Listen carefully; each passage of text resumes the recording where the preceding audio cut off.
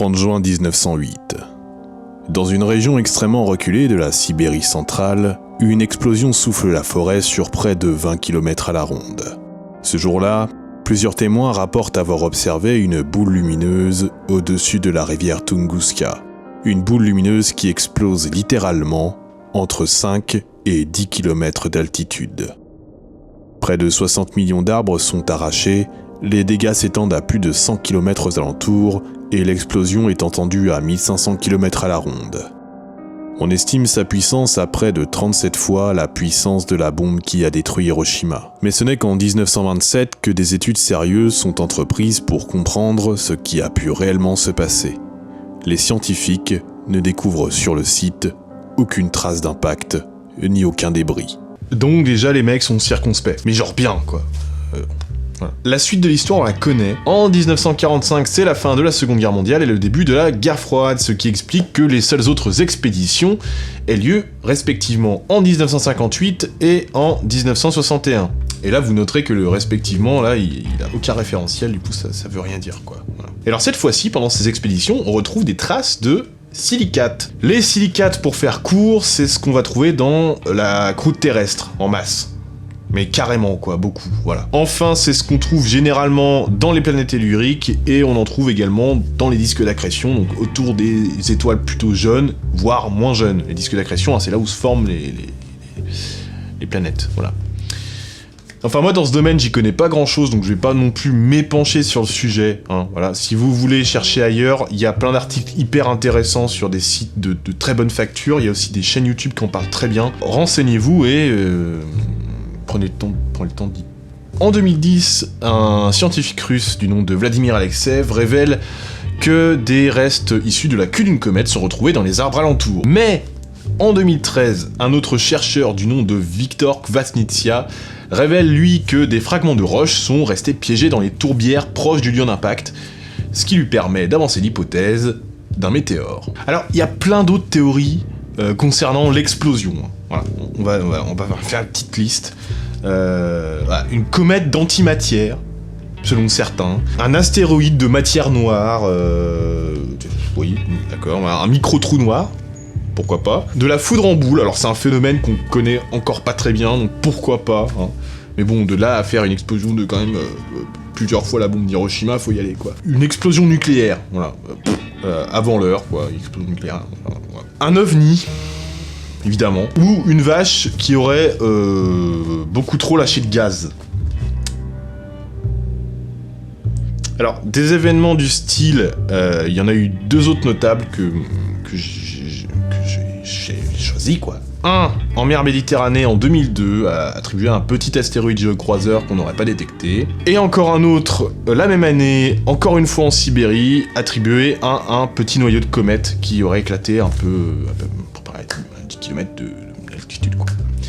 Voilà. Donc, voilà. Donc l'événement de Tunguska, on a des pistes, hein, soit une comète, soit un astéroïde, soit un petit météore, soit ce qu'on appelle un bolide, qui aurait éclaté à peu près 10 km d'altitude, quoi, là où les avions planent. Mais ouais, les mecs se battent encore, quoi, pour savoir ce qui s'est réellement passé.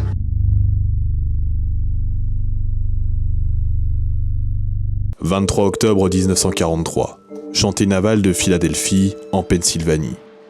L'armée américaine procède à une expérience classée ultra secrète et réussit à rendre invisible le destroyer USS Eldridge. » C'est sûrement ce que vous avez pu voir un peu partout sur plusieurs sites conspi ou complotistes. L'expérience de Philadelphie, hein, c'est un genre de marronnier de ce genre de site.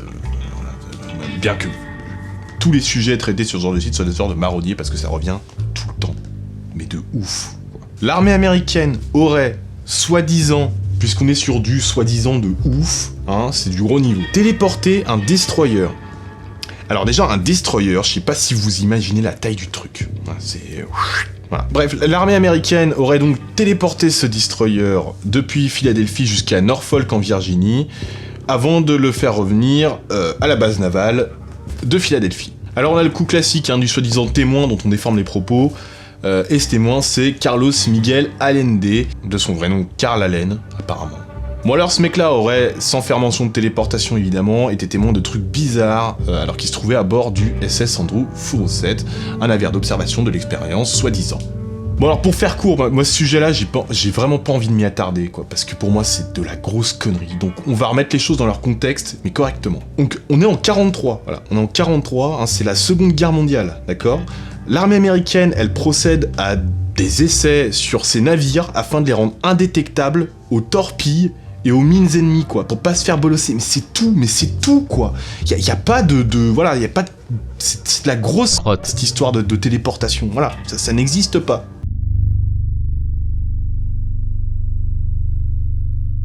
Alors, on termine avec du lourd.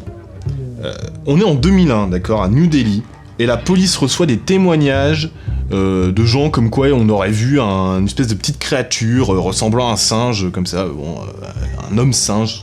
On appelle ça l'homme singe de New Delhi. Donc il y a un même descriptif qui revient assez souvent, et ce descriptif, je vais vous le donner, il n'y a pas besoin d'aller chercher bien loin, il suffit d'aller sur Wikipédia, il y a la liste de ce que les gens ont vu, quoi. Je cite un monstre comme mesurant 1m20, étant couvert d'épais poils noirs, portant un casque de métal à visage découvert, brandissant des griffes de métal aux yeux rouges brillants et portant un habit avec 3 boutons sur la poitrine.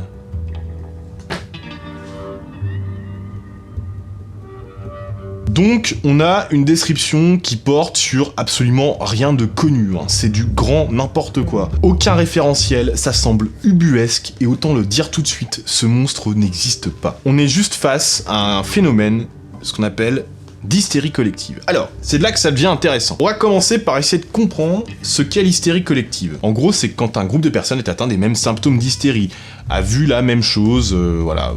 C'est un truc assez connu, c'est défini en psychologie, hein, les mecs qui sont calés là-dessus. On a des exemples récents, par exemple, avec le phénomène des clowns tueurs, il y a quelques années. Bon, bah, on a ce phénomène, ouais, j'ai vu un clown, il a essayé de me buter, machin. Évidemment qu'il y en a qui font des blagues avec et qui surfent sur la vague pour faire le buzz. Putain, c'est tellement 2012 de dire ça, quoi. Mais voilà, quoi, bah c'est exactement ce qui s'est produit à New Delhi, en fait. Il y a d'autres exemples d'hystérie collective, je vais pas tous les citer, parce que ça serait long. Vous pouvez chercher par vous-même si ça vous intéresse, mais voilà, c'est un truc qui reste pas mal avéré. Également, faut savoir que là-bas, croiser un petit singe en pleine rue, c'est assez courant, et si on ajoute à ça les problèmes électriques qu'a subi la ville de New Delhi en 2001, bah on a un tableau qui est quand même assez bien, quoi. La police, ces mecs, ils ont rien trouvé. Les gens, ils ont juste halluciné, et puis ça s'est propagé. C'est un peu, en fait, l'hystérie collective, c'est une espèce de folie passagère qui se propage, quoi. C'est comme une maladie, un virus, tac, tout le monde est atteint du même machin, quoi. Voilà, donc on a une explication plutôt convaincante du phénomène de l'homme singe de New Delhi. Donc en gros, les gens se sont montés tout un foin pour rien, quoi. Et c'est là-dessus qu'on va terminer ce premier épisode de Sonar. Alors si vous avez kiffé le concept, vous pouvez mettre un pouce en l'air. Si vous n'avez pas aimé, vous pouvez mettre un pouce en bas, évidemment. Moi, ce que je vais faire, c'est que voilà, je pense que je vais continuer ce genre de petit format assez court, parce que c'est rapide à écrire et que moi, c'est des trucs qui m'intéressent quand même. On se donne rendez-vous fin septembre 2017 pour l'épisode 5 de Radar qui est une série qui continuera. Le fait est que Radar, c'est quand même beaucoup plus long à écrire, même si je kiffe carrément plus faire ça. Enfin, c'est hyper long à écrire, à réaliser, à monter, tout ce que vous voulez, donc voilà. Il n'y a pas eu de trucs sur la chaîne depuis quelques mois maintenant, j'en suis vraiment navré. Bref, n'oubliez pas, si vous voulez être au courant des dernières sorties de vidéos sur la chaîne, parce que là ça va s'accélérer, vous pouvez vous abonner, évidemment.